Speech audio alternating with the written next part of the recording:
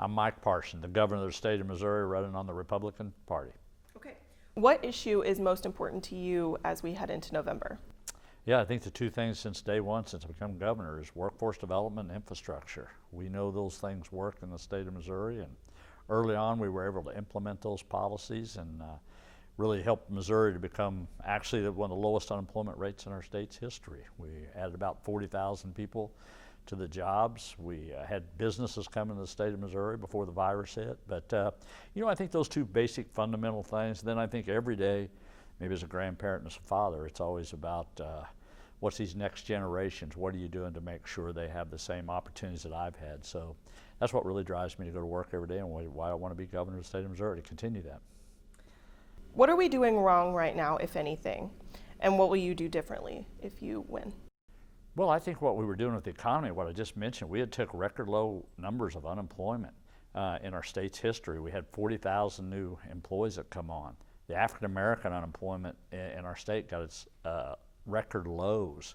We were taking people like Bunge shut their global headquarters down in New York, moved them to Missouri. Briggs and Stratton left Kentucky to go to Poplar Bluff, Missouri. For the first time in our nation's history, 2 divisions of the USDA office come to Kansas City and to do that. So the things we were doing with one of the largest tax cuts, income tax cuts in Missouri's history, with focusing on workforce development, on job training, making sure our infrastructures are good, our highway systems, our airports, our river ports, and our rail. And more importantly right now, just because what we've been going through is broadband.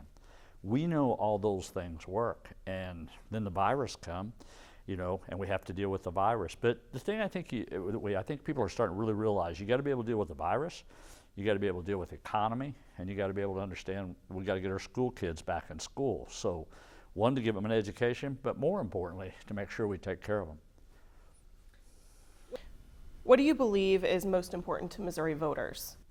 Well, I think I think they want stability. I think they want leaders.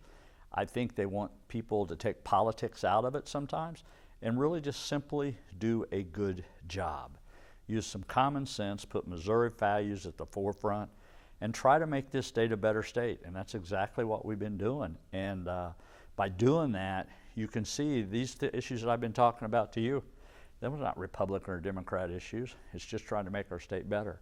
And I think if you focus on those things, people come together and you really find solutions to problems. And I did that from day one and will continue to do that. What do you believe is top of mind for voters right now? Economy, racism, or COVID-19? Which is the biggest concern? Well, I think the 3 biggest issues that we know is COVID-19 and the economy and crime. Those are your 3 big issues, and they're all about the same area of what's on people's mind. But I think what you're seeing a trend go back to the economy. I mean, we've been dealing with the virus. It's been very difficult to deal with.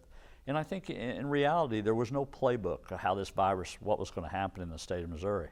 And we were thankful in the beginning that we built our own DASH model here in Missouri, that we reached out to WashU, to the University of Missouri, that we put 10 infectious disease doctors together, teamed up with the Missouri Hospital Association, how we could prepare to handle this virus. But at the same time, by doing that, how we were going to do testing. We went from 2,000 tests a week in this state to 125,000 as of now. And we just crossed over 2 million tests we've done in this state. We went from a death rate of 8% in this state down to 0.7 by taking actions, by working together with coalitions to really do what was right for the state of Missouri and to start building for that future. And again, just starting to prepare for what we're going to do as we move forward. All of those things have really helped us lead. We're like 12th in the nation right now in putting people back to work. 365,000 people in the state was on unemployment. Today, over 200,000 of them are back at work. Again, by working hard, doing the things you need to do to help small businesses, to help promote our businesses. The unemployment rate was predicted to be at 16% as we sit here and have this interview today, and it's at 7% in the state of Missouri. Again, businesses are expanding it, things are going on. But you have to do a balanced approach to the state of Missouri.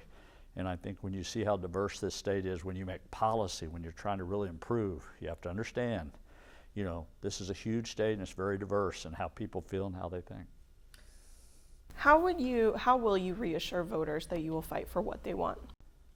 I think I did it all my career. I think it all goes back to my service to this country in the United States Army.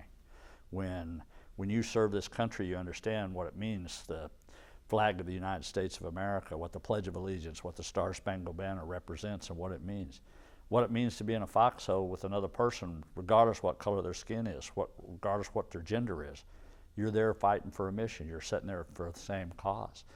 And every day, you're a public servant, and you got to understand, you have to humble yourself to be just that.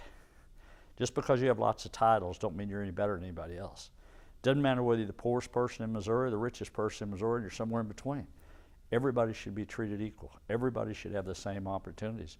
And I fought my entire career doing that, being in law enforcement, 22 years. You are helping people every day for whatever that problems be. Maybe it's a victim of a domestic violence. Maybe it's a homicide. Maybe it's fixing a flat tire. But the one thing you always have to do is you have to remember you are a public servant.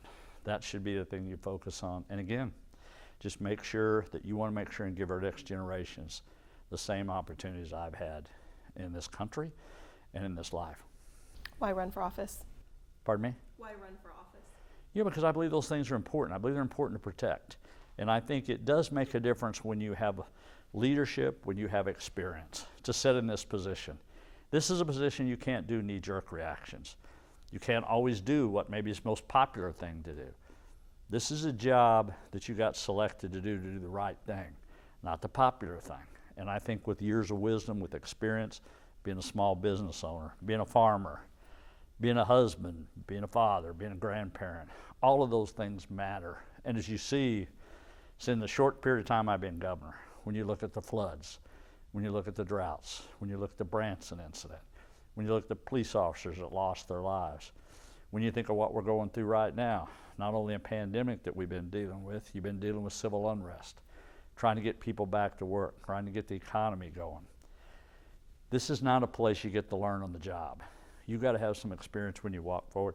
And I think that's the biggest thing as I move forward. And again, to me, it's not about politics anymore. It's about just trying to help everyday people out. And that's what I'm going to continue to do.